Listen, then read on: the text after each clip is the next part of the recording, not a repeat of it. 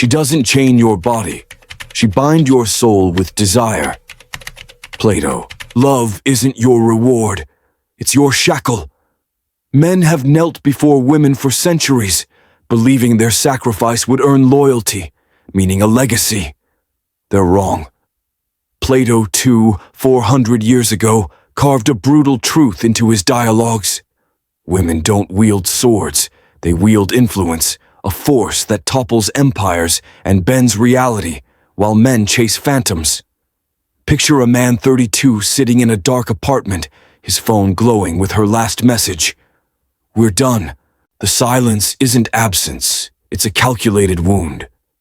Plato's Republic Symposium and laws aren't dusty texts. They're a battle map for a war men lose because they believe the lie she's your salvation. She's not. Here we don't glorify pain. We expose it. We let it burn. Subscribe to Philosoul not for hope, but to feel the sting of truth again. You thought you were her king. You were her pawn. Meet Daniel 29 forged, in honor raised on promises of chivalry. He meets Lily radiant sharp, the woman he'd bleed for. He pours himself into her grueling hours to fund her dreams, apologies for her tantrums reshaping his life to fit her vision. He believes he's building a future. Plato's Republic unveils the noble lie, hierarchies thrive on deception. Male dominance. A delusion. Women's power is influence, silent, ruthless, rewriting the rules while men play by them. She wasn't your mirror. She was your leash. Her smile hijacks your brain, flooding it with dopamine, chaining you to her approval. You molded yourself to her ideal, stronger, wealthier, softer, erasing the man you were. You made her your purpose, your deity, your North Star. But gods don't owe mortals loyalty, and she was no goddess, just a woman choosing her advantage. What if love was never your anchor, only your cage? Daniel stands in his office late at night, finishing a report to impress Lily. His phone buzzes, her text a single heart emoji. He smiles, unaware it's not affection, it's control. Her influence is subtle, but absolute. She doesn't demand, she suggests, and Daniel obeys, believing it's his choice. He skips workouts to take her shopping silences, his opinions to avoid her frowns, dreams of a ring she'll never wear. Plato's Symposium describes love as a ladder where women climb ruthlessly toward ideals, while men linger fixated on her warmth, her body. We are twice armed if we fight with faith. Plato writes, but faith in her is surrender. Daniel doesn't see the game. He thinks he's winning her heart, but she's measuring his worth against the next man. Plato warns in laws that unchecked female nature destabilizes not through malice, but through strategies wired for survival. Daniel's love is his weakness, and she knows it. The illusion cracks. One evening, Daniel comes home to an empty apartment. Lily's clothes, her scent, her presence gone. A note on the counter, I need to find myself. Days later, he sees her Instagram, smiling with a venture capitalist, captioned New Beginnings. The truth cuts deeper. She planned her exit for months, sharing his bed while securing her future. The silence wasn't accidental.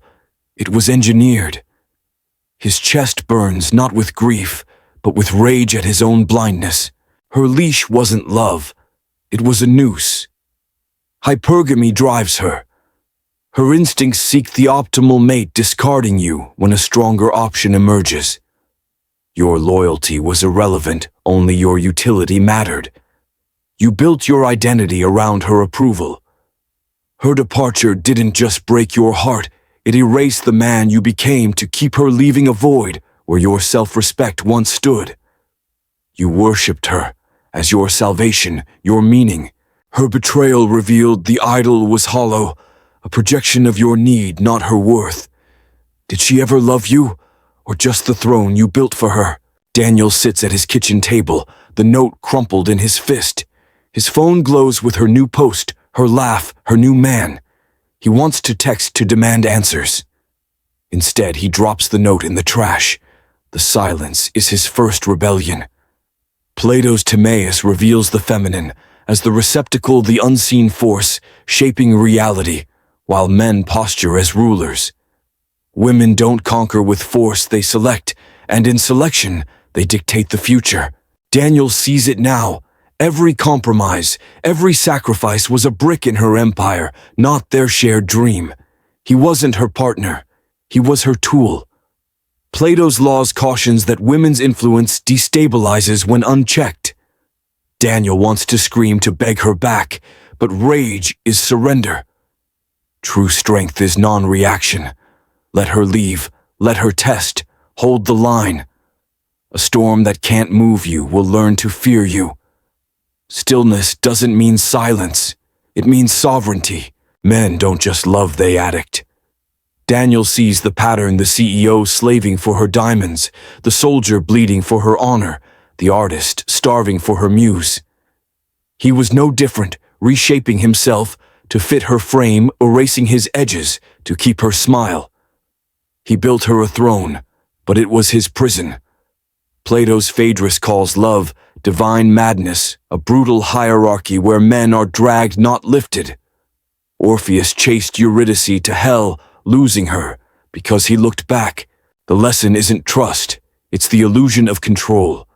Her throne was your grave. Your brain craves her validation, like a drug rewiring you to prioritize her approval over your own survival. Every text, every glance was a hit you chased. You erased yourself to keep her becoming a stranger in your own skin. Her exit left you hollow, a shell of the man you could have been. You sought salvation in her eyes, but salvation isn't given, it's forged. What if you didn't lose her, but the man you became to keep her? Daniel walks past a bar, seeing couples laughing. His mind flashes to Lily's smile, her voice, the urge to call her claws at him. He keeps walking. The void isn't her absence, it's the space where his self-respect should be. Plato's Symposium lays it bare. Love is a ladder, but most men are rungs. Daniel ran, climbed, begged, but the finish line was a mirage. Women's power lies in their ability to select, to shape the future, while men exhaust themselves in the present. The game was never meant to be won. It was meant to keep him running. The collapse is universal. Men grovel, plead, ruin themselves for her. A boyfriend begs after her infidelity. A husband signs away his wealth to appease her. A politician destroys his career over a text. These aren't mistakes. They're rituals scripted millennia ago. Daniel wakes not with hope, but with clarity. The moment you realize love isn't salvation, it's a transaction, you reclaim your soul. Plato's philosopher king in the Republic rules through detachment, not desire. Socrates in Phaedo drank hemlock calmly, unmoved by his wife's tears. An unexamined life is not worth living, Socrates said. Examine this: every time you chased her, you abandoned yourself. Marcus Aurelius wrote, Meditations while his wife betrayed him untouched. Nietzsche outgrew Lou Salome, his work soaring. Her throne was an illusion.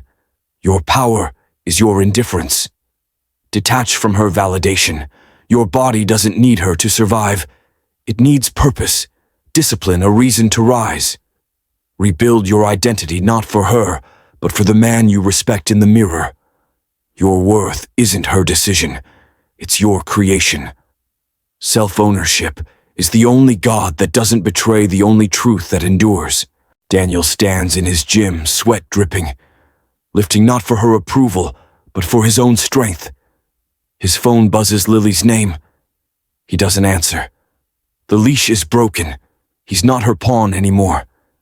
Indifference isn't a game, it's a state. Build a life so anchored that her presence is optional. She stays not from pity, but because she feels your absence before it happens.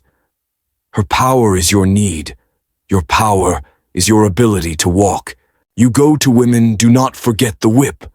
Nietzsche warned not to harm, but to remind you her influence can't break a man who needs nothing from her. Plato's truth is merciless. Women shape reality through influence, but your power lies in transcending it.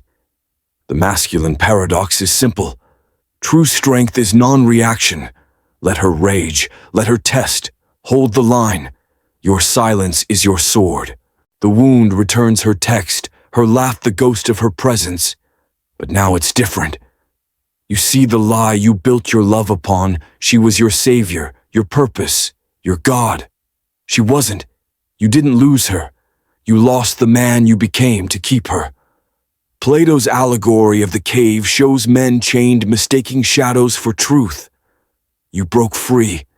You don't need her love, her validation, her throne.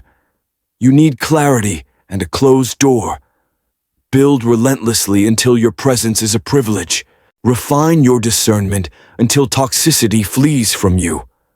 Love only from overflow, not lack. The moment you kneel for love, you forget how to stand for yourself. You're not summoned by her whims anymore. You're rooted. Your purpose is your throne, not hers. If you've walked through this fire, comment below. No man should feel he's breaking alone. This is Philosoul. Truth isn't kind, it's sharp. Follow for more. If this truth cuts something awake in you, share it. There's a man out there still sleeping. This is where the illusion ends, and something ancient begins. Thank you for watching. Walk your path with quiet strength.